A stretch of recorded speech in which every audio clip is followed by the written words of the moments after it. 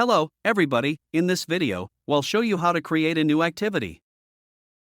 Before you create a new activity, make sure you've added your devices and set up power settings and source configurations. If you're unsure how to do that, check out our video tutorials. As you can see, we've added several devices to the devices page. Now, we can switch to the activities page and start creating a new activity. Firstly, press the plus icon at the top of your screen to create a new activity. Then, follow the on-screen instructions. Select the devices that you want to control. Choose the input for the activity. Ensure that all devices are powered on. Next, assign keys for the X1 remote. Select the device that you want the X1 volume keys to control.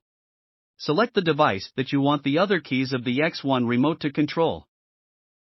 You can also change the assigned commands by editing an existing activity. We'll show you how to do that later after the activity is created. Finally, give the activity a name and save it.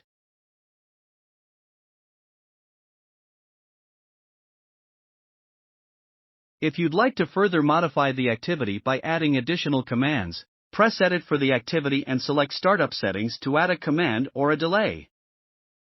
For example, if your TV takes a long time to turn on, you may need to add a delay and move it to a position between turning on and switching inputs. If you want to change the control commands, select Assign Key for X1 Remote. Choose the button you want to modify and then select which command from which device you want to assign to that button.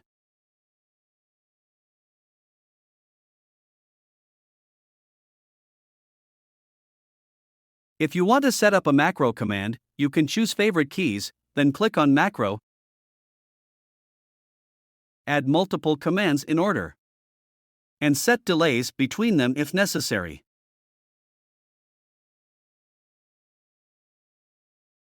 Finally, save the macro sequence.